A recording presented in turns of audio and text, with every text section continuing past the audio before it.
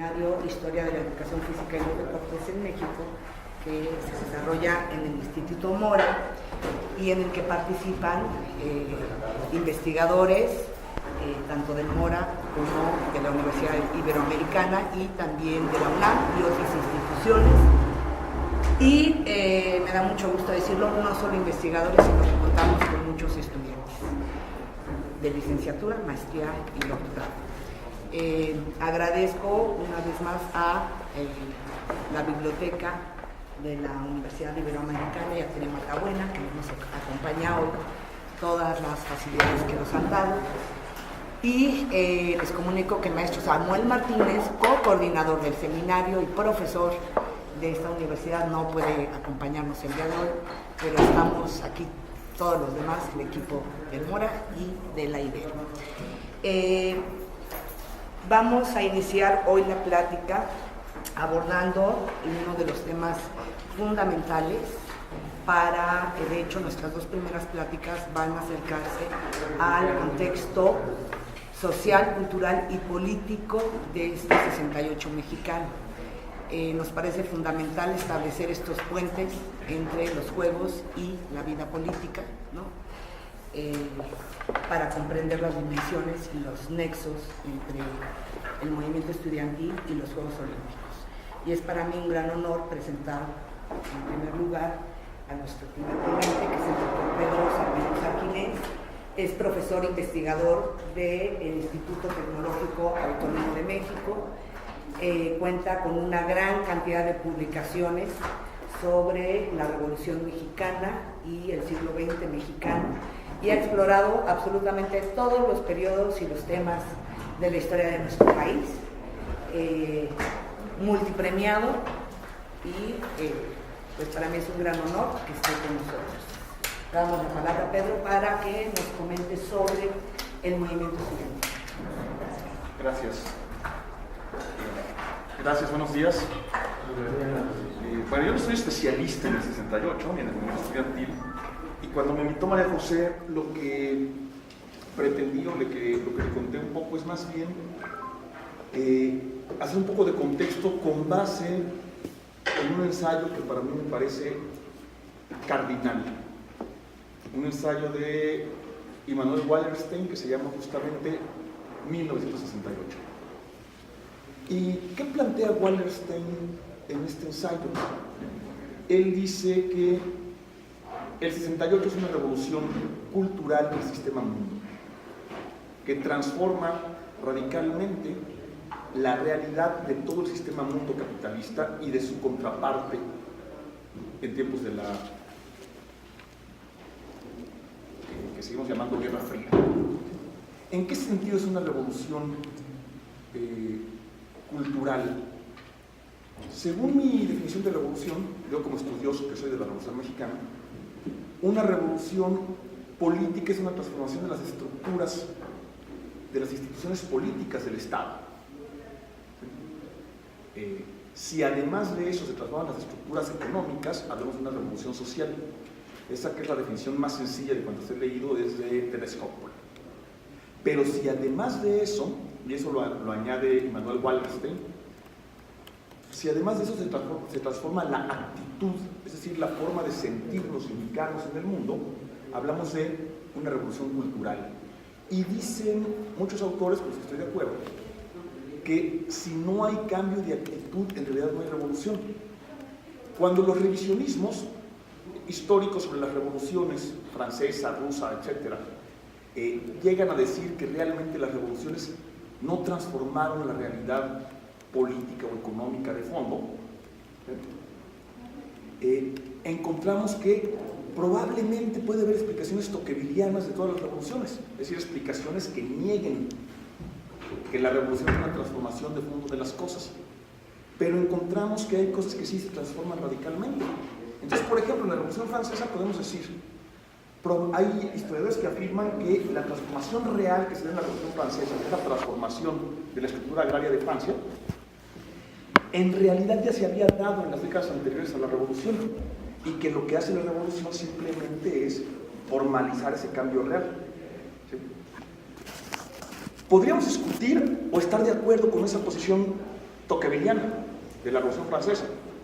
Pero lo que demuestran estos contrarrevisionistas, y particularmente Wallerstein, es: puede ser, concedámosle quizá que el cambio real ya se había dado, pero lo que sí cambia la Revolución Francesa es, de manera radical, es la actitud de esos campesinos franceses que antes de la Revolución se consideran a sí mismos súbditos y siervos, y después de la Revolución se consideran ciudadanos iguales ante la ley. ¿Sí? A lo mejor el cambio real en efecto se había dado antes, pero ese cambio de la actitud, ese cambio cultural, es de alguna manera la verdadera definición del proceso revolucionario. O sea, lo que realmente explica que sí sería una revolución. Lo dice para la Revolución Mexicana, por ejemplo, lo puedo sintetizar o solo sintetizarlo con una frase de Manuel Gómez Morín, y que además me gusta usarla para decir a los panistas: lean a Gómez Morín, a ver si aprenden. ¿Sí? En su ensayo titulado 1915, dice Gómez Morín: con insólito estupor nos dimos cuenta de una realidad que se nos había ocultado. Existía México y lo mexicano. Si la política colonial del porfiriato nos había hecho olvidar esa realidad. Y cuando vemos el renacimiento cultural de México en los años 20, tenemos perfectamente ese redescubrimiento de México, que es una de las definiciones centrales de la Revolución Mexicana. Entonces, ¿qué pasa en el 68? ¿Por qué decimos que el 68 es una revolución que cambia la realidad cultural del sistema mundo?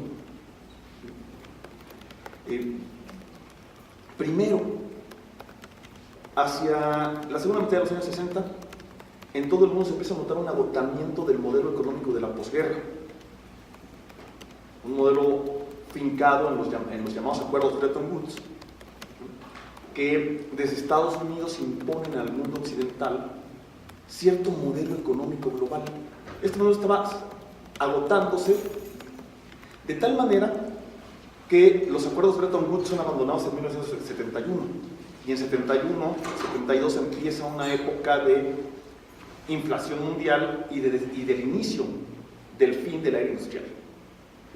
Todo el capitalismo industrial que arranca con la Revolución Industrial Británica en 1790-1810 empieza a cerrar su ciclo para abrir ciclo a lo que ahora llamamos el capitalismo financiero.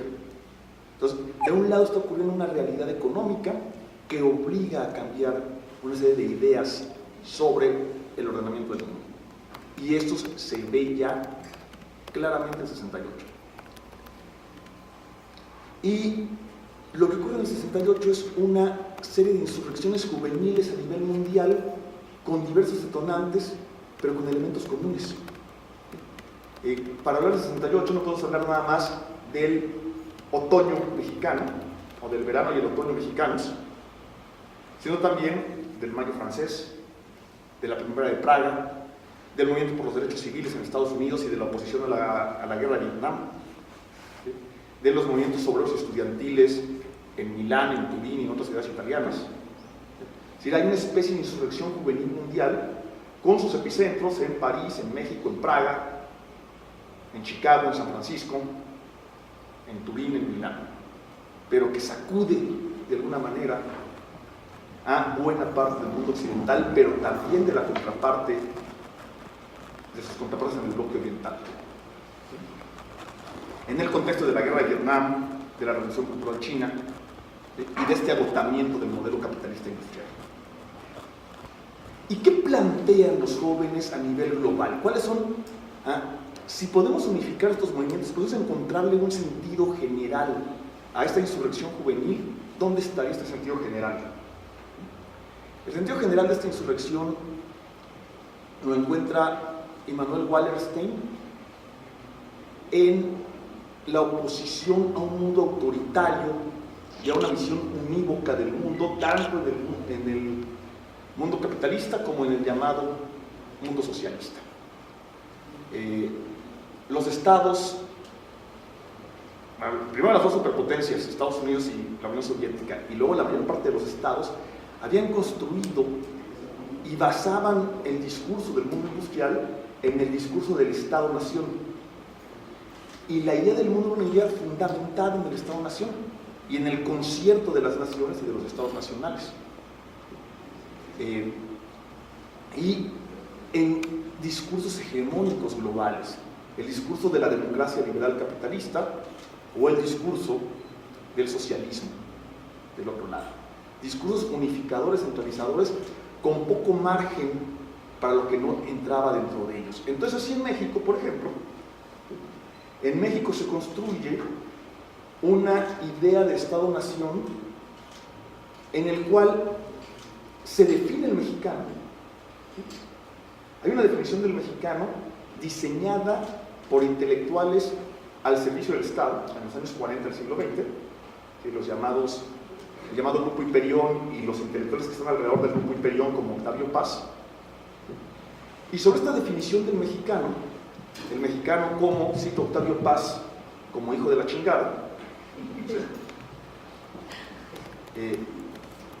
el mexicano explicado con base en el trauma del mestizaje, por lo tanto, como hijos de la chingada, donde hijo de la chingada tiene su acepción original violada. Y sobre esta base del mexicano, de la idea del mexicano, se construye una historia nacional y una idea de Estado nacional en la cual los que no son mestizos no caben, en la cual los que no son este tipo de mexicanos no caben, y una historia centrada en las grandes personalidades, en los caudillos que guían a un pueblo niño, ¿sí? Porque el pueblo mexicano, en tanto hijos de la chingada, estamos bien traumaditos, somos niños y necesitamos un papá que nos guíe. Y se construye una historia así. Pero esta historia, a la que ahora llamamos historia oficial, no es muy distinta de la historia que se construye en otros estados-naciones. En ese sentido hay un libro maravilloso también de otro francés de la tercera generación de los anales, igual que Wallerstein, Marc Ferrot, que se titula ¿Cómo se enseña la historia a los niños del mundo entero? Y se ve cómo en la era industrial se construyen ese tipo de discursos en todos los estados, ¿sí? Discursos totalizadores, unificadores, que niegan lo distinto. Entonces, por ejemplo, ustedes leen, acabo de tener un debate en Twitter con unos gringos que con base en los libros de texto gringos decían es que no hay conquista de Texas. Texas siempre fue gringa. Y entonces en los libros de texto de Estados Unidos no aparece el movimiento por los derechos civiles, o por lo menos los que yo conocía hace unos años, ¿no? Que me han dicho que en algunos estados están cambiando. ¿Sí? O sea, no existen las disidencias internas, o se soslayan o se minimizan, porque el Estado está afincado en casi todos los países de Europa, por ejemplo, sobre la idea de raza y nación, que excluye a quien no pertenece a la raza o a la nación, porque los minimiza, los oculta, los tapa.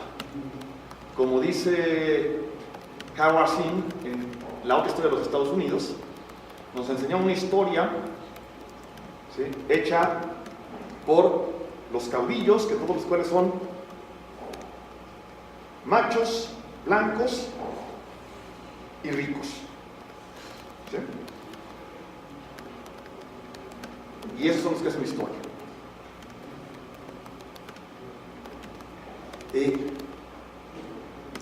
¿Cómo se resuelve en México eso? Si ustedes leen a los chavos del 68, que escribieron los estudiantes del 68, o cuando les preguntan por un tema particular, que es la historia de México, dicen, nosotros detestábamos la historia. Si la historia que nos enseñaban no nos gustaba, no entendíamos nada ni queríamos saber, era una historia sin sentido. Y eso se pone de manifiesto en los primeros mítines. ¿Cuáles son los íconos? ¿Con qué imágenes marcha el movimiento en las primeras manifestaciones del movimiento del 68? ¿Sí?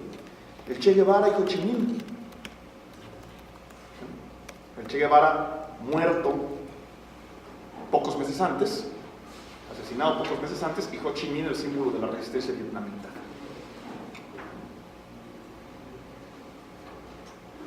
Y los Beatles como himno unificador del movimiento, ¿no? Y cuando empiezan a tomar los auditorios de las facultades, les ponen puros nombres por el estilo. O sea, el auditorio de Filosofía y Letras, Che Guevara; el auditorio Carlos Marx; el auditorio Ho Chi Minh. ¿Sí? Y entonces el gobierno puede decir: son ideas exóticas y ajenas a nuestra idiosincrasia los que traen estos estudiantes, estos jóvenes manipulados por la CIA, como diría de célebre ocasión Luis Echeverría pocos años después. Y entonces desde el movimiento dice: sí, es cierto, estamos usando puros héroes externos, ¿qué pasa? Y dicen, nos reunimos y nos ponemos a hacer una reflexión sobre, entonces, ¿cuál es nuestra historia? ¿De dónde venimos? Y entonces, para la manifestación del 13 de septiembre, que además elige una fecha enormemente simbólica, ¿sí? Los niños héroes, que sí existieron, si les dijeron que no existieron los niños héroes, les plantearon, sí existieron. ¿Sí? Para la manifestación del 13 de septiembre, habían hecho los colectivos estudiantiles una primera reflexión sobre nuestra historia, y entonces desfilan con Zapata y Flores Magón, ¿sí? Los primeros dos que rescatan. Y viene inmediatamente con el 68 una revisión crítica de nuestra historia, a la que llamamos, yo creo que malamente, revisionista, y de la cual salen libros que vendieron cientos de miles de ejemplares, a diferencia de los libros de historia de ahora que no lee nadie. ¿Sí? Los libros que se publicaban en esos años, la gente sí quería saber críticamente nuestra historia, entenderla. Y se publica en 1969 en México, 67 en inglés, 69 en México, el Zapata de John Womack, que vendió en una década 300, 400, 500 mil ejemplares. En 1971, la Revolución Interrumpida de Adolfo Gil. En 73, la ideología de la Revolución Mexicana de Arnaldo Córdoba. En 67, previamente se habían publicado Precursores intelectuales de John Cockcroft, y así varios libros que realmente impactan. Y entonces hacemos una revisión de nuestra historia, que lo que rechaza es principalmente la visión única, ¿sí? La visión de una sola historia, un solo estado, una sola nación, con un solo camino y trayectoria, para empezar a rescatar lo distinto, lo alternativo, lo que no había cabido en esa historia, ¿sí? Para entender que Chihuahua fue una cosa, Chiapas fue otra, y que este no es un estado nacional, si el estado nacional está afincado en ese terrible invento ideológico del siglo XVIII y XIX, que es la raza. Si el estado-nación está afincado en la raza, esto no es un estado-nación. Primero, porque la raza no existe, es un invento ideológico. Entonces, que somos, como todos, un estado multinacional. Finalmente, los artículos 2 y 4 de la Constitución ya lo reconocen, a pesar de la traición del Estado mexicano, los acuerdos de San Andrés. Y eso es lo que va, y eso es, si entendemos el movimiento del 68 como movimiento global, eso es lo que pasa en casi todos lados. O sea, el rechazo a una forma dominante, excluyente, única de entender el mundo y de entender la vida. Y la búsqueda de todas las alternativas y de la multiculturalidad y la pluralidad. Son herencias directas del 68, por ejemplo, todas las luchas de las minorías sexuales. Son herencias directas del 68 las nuevas luchas nacionales en Europa, pero también en América. O sea, la idea de la comprensión de la nación celtal, la nación maya, ¿sí? la nación mexicana, como se llaman a sí mismos los hablantes de náhuatl, como otras naciones. Y la idea de la pluriculturalidad, ese es el gran resultado o el gran eje unificador del movimiento del 68 a nivel global. Y como les digo, en México se traduce primero en la crítica histórica, pero también en el rescate de todas estas variantes de lo mexicano. O sea, el rechazo no. El mexicano hijo de la chingada serás tú, Octavio Paz. Yo no me identifico con el mexicano hijo de la chingada. ¿Sí? A lo mejor tú sí. ¿Sí? Por eso el PRI impulsó el premio Nobel, compadre, ¿no? Pero la idea de no es esa explicación, hay muchas otras explicaciones, muchas variantes. Y entonces sacar el énfasis de la historia del caudillo, que si en Estados Unidos es macho, blanco y rico, en México era, por regla general, también varón, blanco y general o licenciado. ¿Sí? Si se colaba algún indio como Juárez, no hay pedo porque es licenciado, ¿no? ¿Sí? O sea, es licenciado. Entonces, sacar el énfasis de la historia en los caudillos para traerlo a los actores colectivos.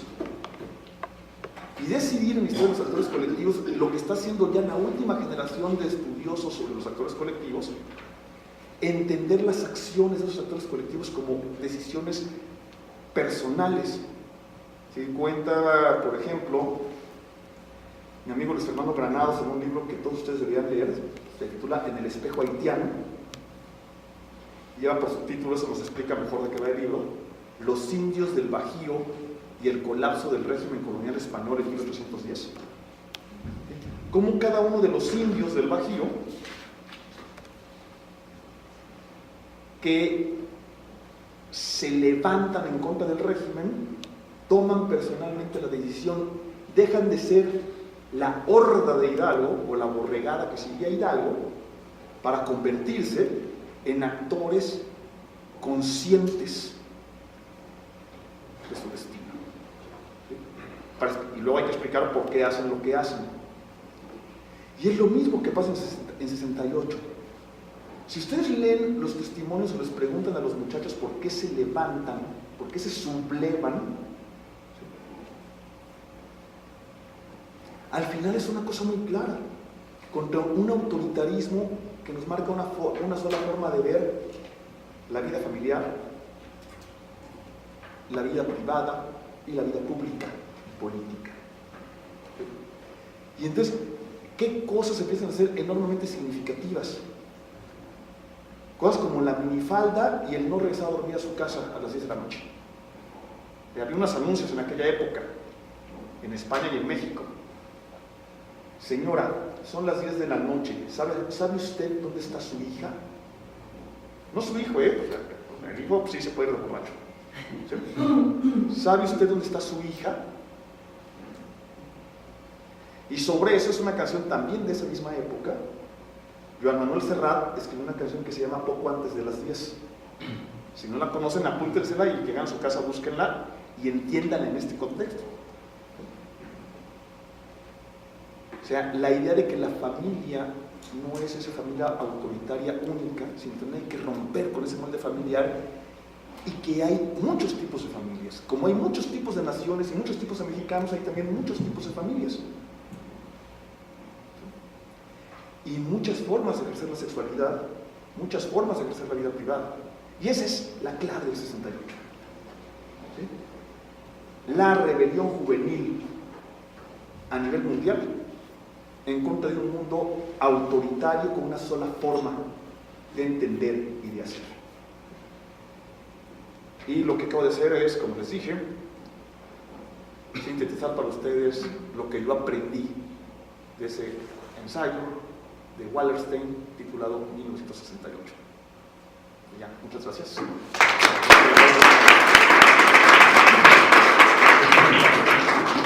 Sí, muchas gracias, Pedro. Celebro el acierto de invitarte y de una vez te invito para lo que sigue, Gaby. Abrimos una pequeña ronda de preguntas porque Pedro se tiene que ir. Si alguien... No, allá sí, no, está bien. No, está más cerca, está más cerca. Ya hubo el 68, puede empezar.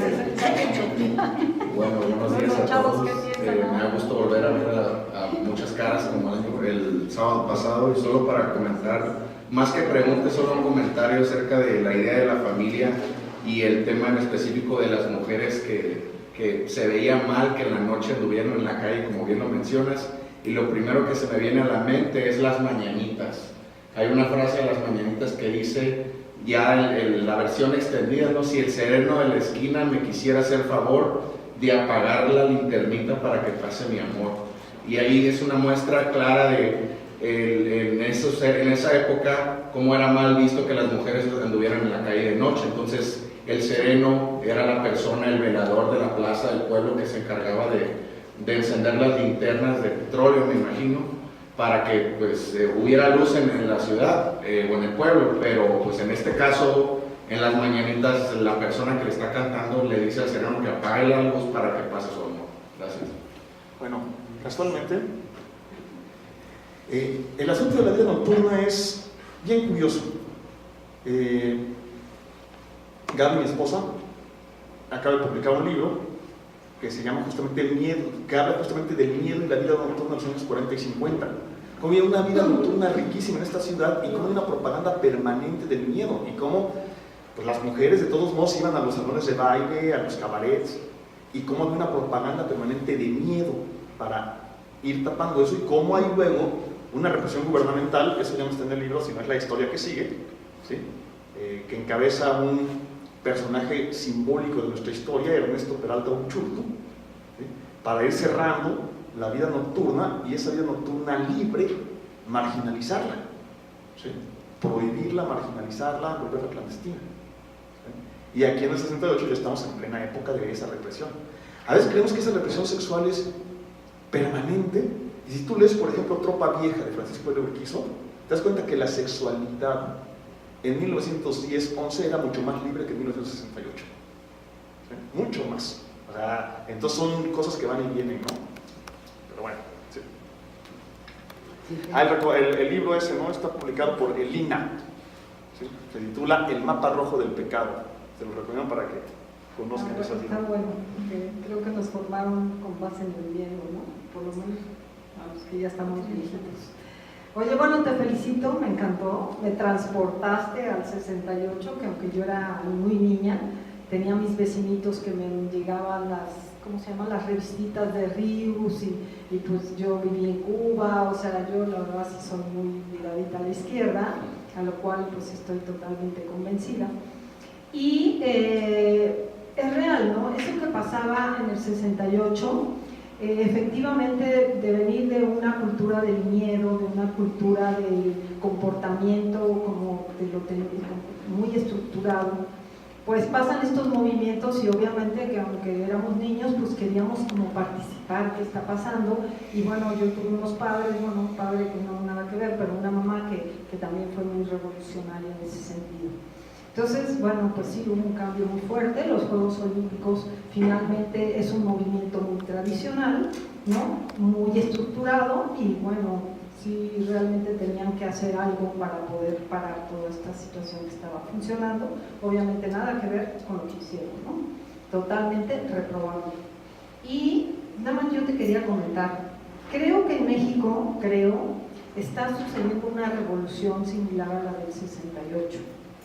O sea, ya no tenemos ese miedo al Estado, ¿no? Al Estado poderoso, en que tú tienes que someterte a él a costa de lo que sea, ¿no? O sea, creo que estamos despertando, ¿no? También soy parte de esa generación que vivimos dormidos un tiempo, ¿no?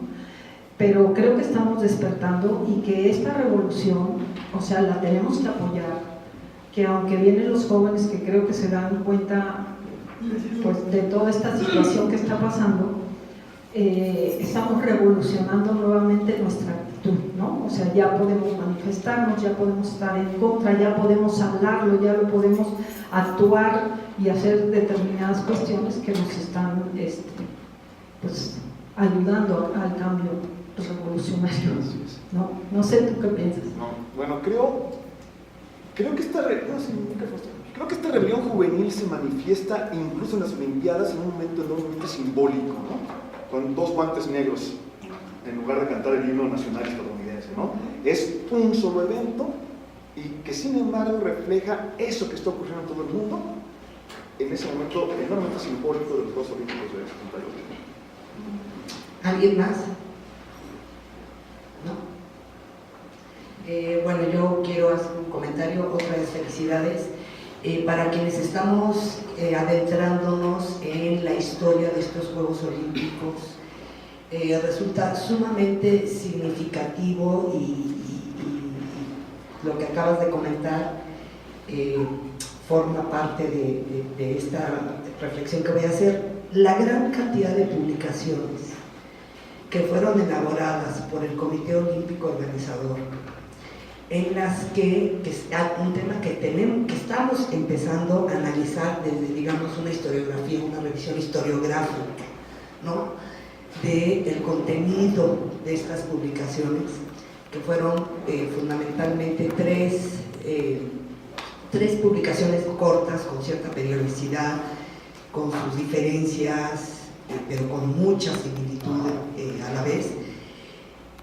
Se deja ver, por un lado, este deseo de continuar con esta imagen de este Estado-nación homogéneo, uniforme, donde solo existe y es posible un tipo de mexicano, donde se invita y se, digamos, hay que decirlo, se usa una serie de estrategias para orientar o manipular al ciudadano, al joven adulto de 68, para que viva esa experiencia que se está viviendo de los Juegos Olímpicos desde un lugar. Y es muy interesante porque parte de esta promoción que se hace hacia el exterior y hacia el interior del país, con sus significados particulares en cada uno de estos ramos, una publicidad y promoción de México al exterior y otra hacia adentro, rescata esos fragmentos de la historia de México desde lo que le interesa ese Estado y desde lo que quiere decir. Esto me parece muy importante porque no lo estamos revisando desde ahorita y se hace con la intención de ubicarlo en este contexto. Y no solo eso, se desplegó toda una campaña publicitaria también a través de los medios de comunicación, de televisión y de radio, sobre todo de televisión, donde se refleja este deseo de llevar al mexicano de a pie a que tenga una conducta que sea respetuosa de la autoridad, y sea esta autoridad la que sea, el presidente, el papá, el jefe del trabajo, el cura, la iglesia que sea, ¿sí? Pero es muy interesante porque rescata este estereotipo del mexicano el mexicano feliz.